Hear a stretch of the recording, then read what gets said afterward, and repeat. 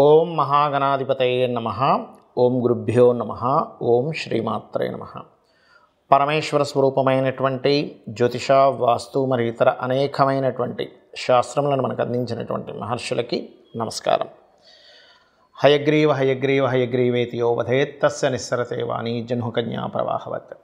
అరుణాం కరుణాతరంగితాక్షీం ధృతపాశాంకుశపుష్పబాణచాపాం అనిమాదిభిరావృతాం మయూకైః అహమిత్యేవ విభావయే భవానీం. శ్రీమాత్రే నమః.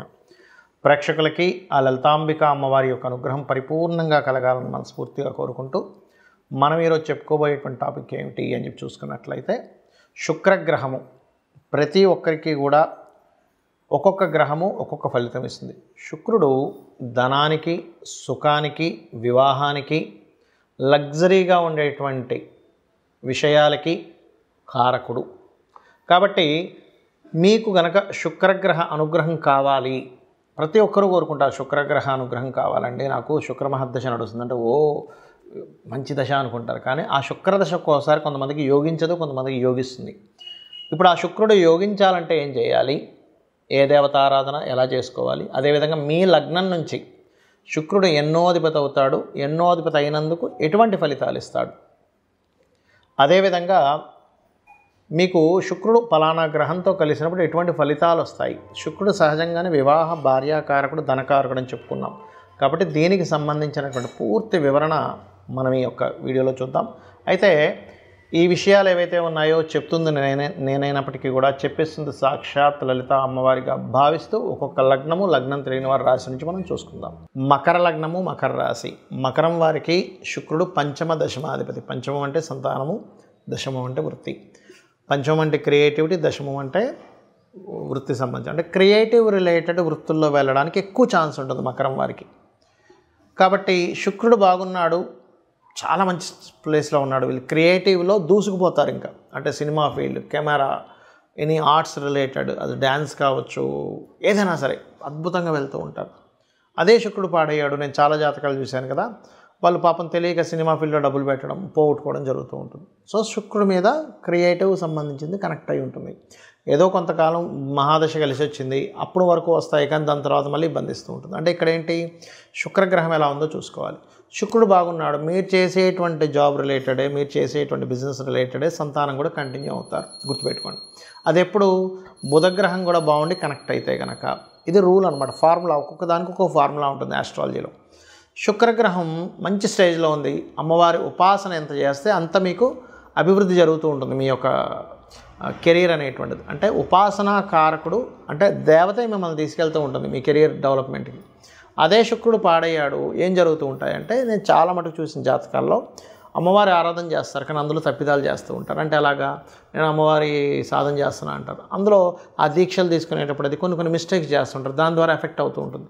ఎప్పుడు కూడా ఒక దీక్ష తీసుకునేటప్పుడు కానివ్వండి, ఒక ఆరాధన చేసేటప్పుడు కానివ్వండి, దాన్ని నీట్గా చేసుకున్నప్పుడే మీకు ఫలితం వస్తుంది. ఎలా అంటే ఇప్పుడు ఒక పోల్, ఒక కరెంట్ లైన్ మీరు కలుపుతున్నారు, ఇష్టం వచ్చినట్టుగా వెళ్ళి చేతులు పెడితే ఏమవుతుంది, షాక్ వస్తుంది.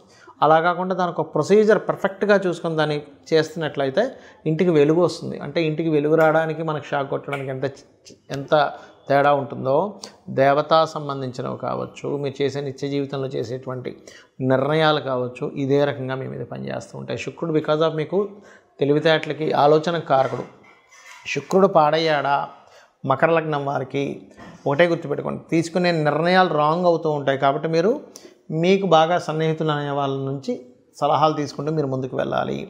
ఏమవుతుందంటే తప్పుడు నిర్ణయాల ద్వారా జాబులు మానేయడం ఇట్లాంటివి జరుగుతూ ఉంటుంది. అదే బాగున్నాడు శుక్రుడు, సంతానం కలిగినప్పటి నుంచి గ్రోత్ అనేది అవుతూ ఉంటుంది వీళ్ళ కెరీర్ పరంగా. కాబట్టి మీ శుక్రుడు బాగా పాడయ్యాడు, ఒకటే గుర్తుపెట్టుకోండి, కేతు శుక్ర గ్రహాల దగ్గర దీపారాధన చేస్తూ అమ్మవారి ఆరాధన చేయండి, గోవుకి గోసేవ చేస్తూ ఉండండి, అన్ని విధాలా మీకు బాగుంటుంది.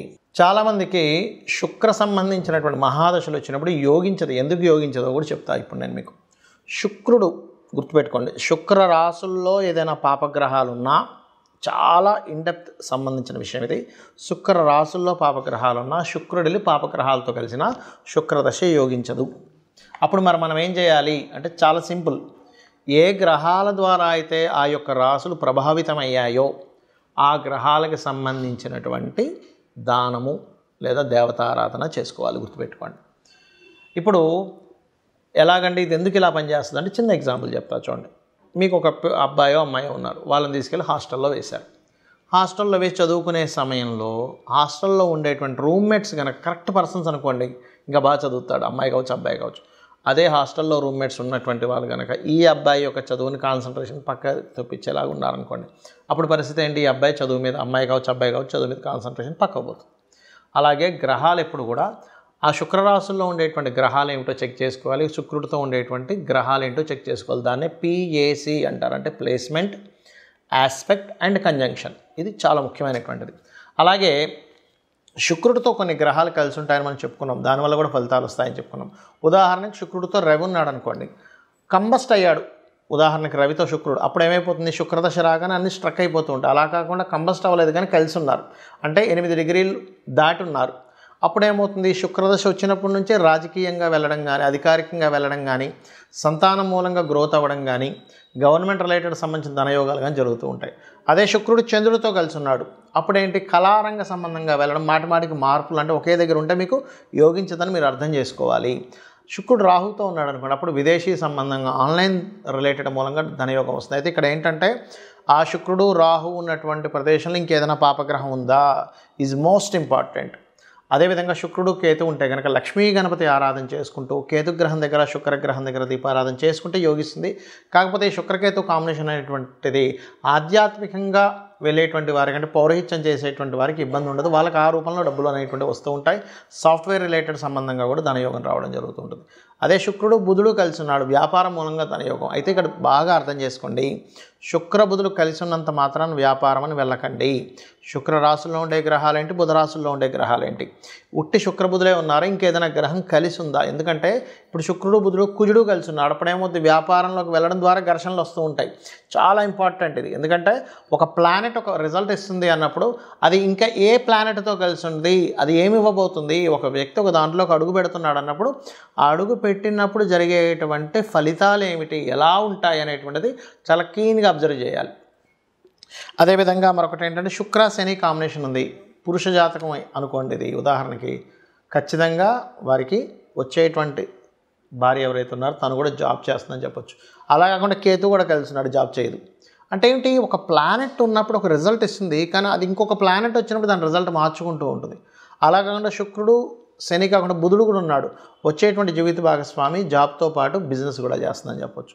అలా కాకుండా శుక్రుడు కుజుడు